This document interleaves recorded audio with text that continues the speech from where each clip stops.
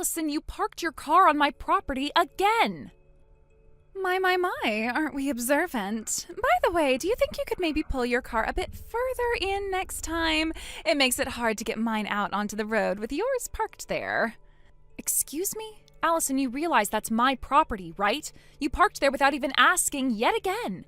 How many times do we need to go through this? Oh, please. Emily, it's just parked temporarily. You're acting like I built a house on your lawn or something.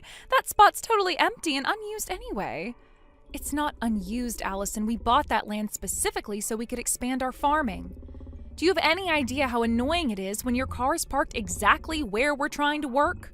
Farming. More farming. Seriously? Emily, every direction I look, it's just dirt and tractors. Honestly, it's depressing. Why don't you just pave that area already and make a nice, practical parking lot?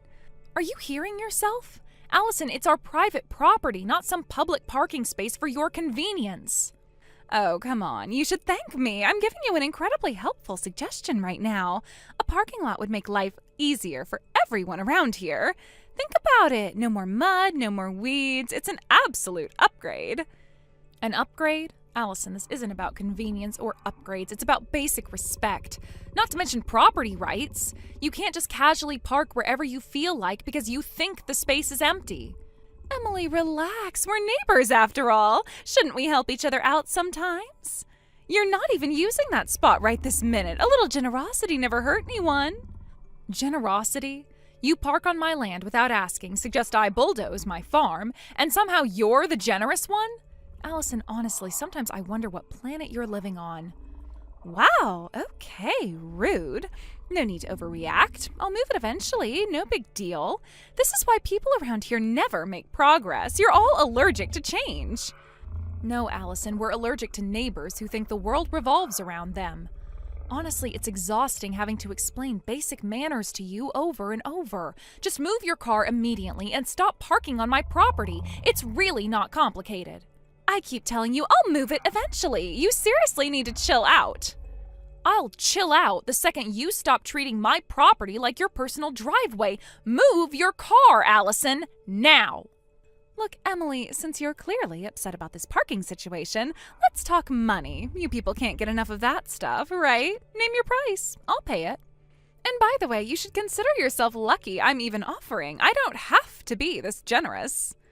Are you serious, Allison? You can't just wave cash around and expect me to be grateful. That's not how this works. Oh, please, Emily, let's not pretend you're not interested. It's easy money, and I'll have no problem paying you whatever measly amount you could ask for. My husband earns over $100,000 a year. Paying you for a patch of dirt isn't exactly a hardship for us. Wow, Allison, you honestly think money fixes everything, don't you? Again, this land isn't just some patch of dirt. It's for farming. It's literally our livelihood. Oh, come on now, don't exaggerate. Farming, please. Anyway, I'm not asking for the whole thing, just enough space for my car. Oh, and room for my kids' bikes, too. Maybe a small storage shed, if we can manage that. You've got to be kidding. So not only do you want to park illegally, but now you're planning to put a shed on my property, too? Do you even hear yourself right now? Yes, Emily, I do, and I think I'm being perfectly reasonable. You, on the other hand, are being a bit of a brat. I mean, really, you could be making easy money instead of obsessing over a piece of land you're barely using. I would like to be using the land right now, but unless you move your car, we can't till the field. The answer is no. You may not park your car on my land. Not today, not tomorrow, never. My land isn't for sale or rent or whatever ridiculous idea you have next. Move your car! Oh my God, Emily, you are so stubborn. This is exactly what's wrong with rural people like you. You're all so small-minded, clinging desperately to your poverty and outdated lifestyles. It's pathetic. Excuse me? Allison, you're on my property without permission, and somehow I'm the pathetic one? What kind of warped logic is that? All I'm saying is that if you had an ounce of vision, you'd take my offer and improve your lifestyle. Honestly, your resistance just screams jealousy at my family's success. Jealousy? Oh, that's hilarious, Allison. If success means becoming someone who thinks they can bully their neighbors with money, count me out. Now, I've tried to be polite, but you're seriously pushing it. Move your car off my land immediately. Or what, Emily? You'll keep yelling at me? Because threats from a stubborn country girl aren't exactly intimidating. No threats, Allison, just a promise. If you don't remove your car immediately and stop trespassing on my property, you'll leave me no choice but to take appropriate legal action. And trust me, no amount of money from your supposedly high-income husband will protect you from that.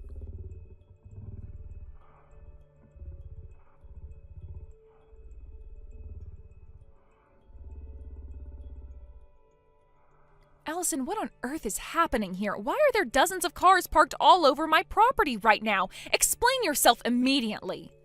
Oh, relax, Emily. Didn't I mention this already? I invited some of my friends from the city out here for a vacation. They'll be parked there for just a few short days, 3 days tops. 3 days? Are you serious, Allison? There are at least 30 cars parked on my property. Do you have any idea how completely insane that is? There you go, overreacting again. We're spending the weekend at that lovely mountain resort nearby. My driveway couldn't handle this many vehicles. Your empty land was just the obvious choice. You really should feel honored. Stop patronizing me, Allison. We have already been through this. You can't just invite half your social circle and dump their cars on my farm. If it weren't for our history together, I might have been willing to let you use that lot for a few days. But I have made it repeatedly clear that you do not have my permission to park there. Oh, please, permission, consent. It's all semantics. The cars are there now anyway. Besides, I did say I'd pay you generously. Surely a bit of cash in your pocket makes this worthwhile.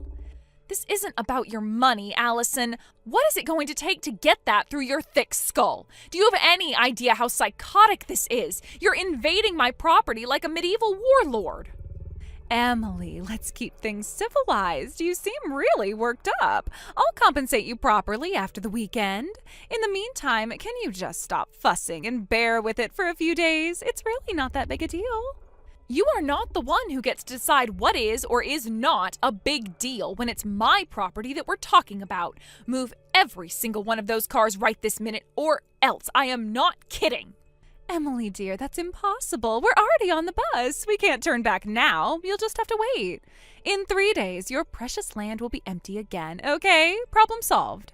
You think I'm going to sit around and let you disrespect my home and livelihood for 3 days? You have crossed a line. Oh, stop being dramatic. It's temporary. Think of it as helping people experience the rural charm you love so much. Seriously, just relax. We'll talk compensation later. I promise I'll make it worth the trouble. You know what? Fine. If this is how you insist on handling things, then I'm done being polite. Consider this my final courtesy. You had better make alternative arrangements to get home after your precious little trip, because you are not going to have as easy of a time getting home as you think. Oh, please. Are you threatening me now, Emily? Let's not make things ugly. I told you before, around these parts, we don't do threats. This is just a friendly heads up. Actions have consequences. You chose your actions, and now you'll have to accept them.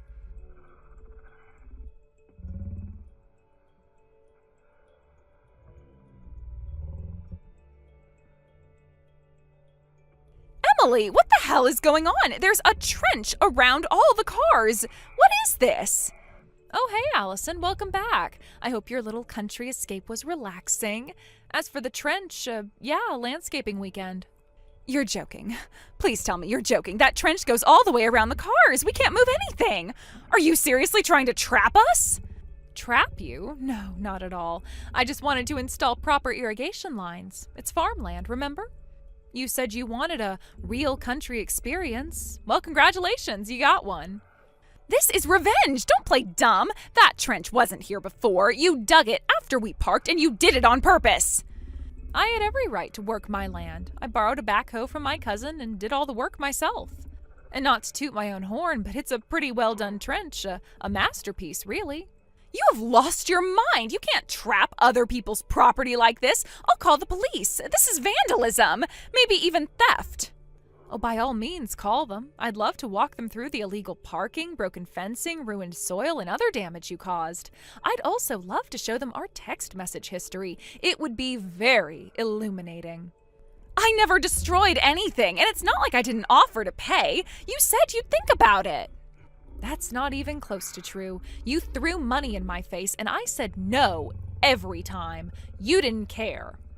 Emily, please. My husband makes over $100,000 a year. We're not lowlifes. I was going to make it right. Still going on about your husband's income? This isn't about money. It's about trespassing and your city slicker entitlement. You're enjoying this, aren't you? You actually wanted to humiliate me. No, I wanted you to respect my boundaries. You didn't. So I respected my own. That land is mine. I'll use it however I see fit. You left 30 cars in the middle of it. You're going to regret this. I swear, Emily, you have made a very bad enemy.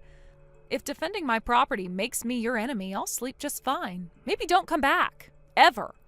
Oh my God, fine. I'm sorry, okay? There. Happy now? I apologized. Can we move on? Wow, that's your apology? No acknowledgement, no remorse, no ownership. You just dropped "I'm sorry" like it meant nothing. I said the words. That's what you wanted, isn't it? No need to drag this out to feel powerful. I don't need power, Allison. I just think someone who lied, trespassed, and humiliated 30 guests should sound less smug.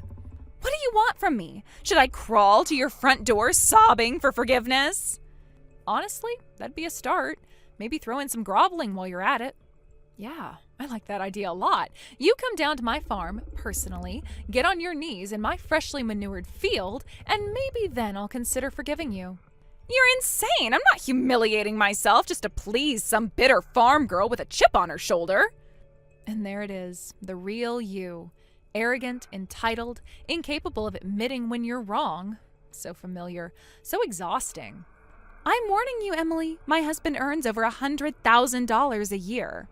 He has connections. He knows people. I'm warning you, if you keep pushing, there will be consequences. Hate to break it to you, but $100K a year isn't all that impressive around here, especially not for someone with a farm as big as mine. Oh, please, you expect me to believe a bunch of backwater farmers are making that kind of money? Believe what you want, but your husband's income isn't a magic wand. If you want to play ball, I'll play ball, but we're playing country style. You're just enjoying this because you finally have a little leverage. Let's see how smug you are when my lawyer comes knocking on your door. Talk to whoever you want. I've got every text, every photo, every timestamp, screenshots, evidence, and more patience than you. Anyway, I've given you my terms. Come and kneel down in my manure patch and give me a sincere apology. Then I'll help you get your cars out. Until you're ready to start kneeling, we've got nothing to talk about.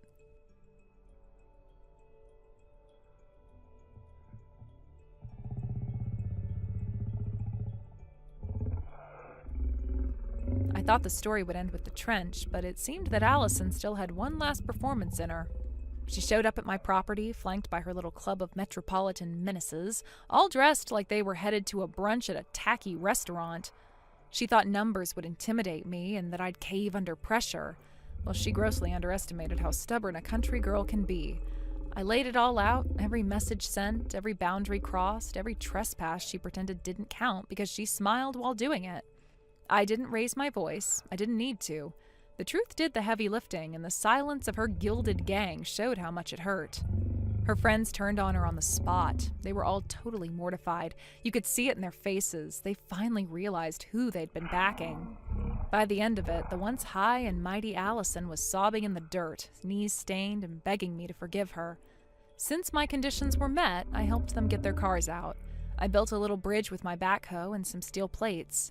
But I warned her, one more stunt and the next time, there wasn't going to be any warning. She didn't listen. A week later, she came back with a bunch of bags of salt loaded into her 4-door sedan. I guess she was planning to sabotage my field with that salt. Not that the 3 bags she brought would have gotten her very far. She was caught right as she ripped open the first bag with a brand new box cutter. One of my cousins filmed the whole thing and sent it to the entire farming co-op.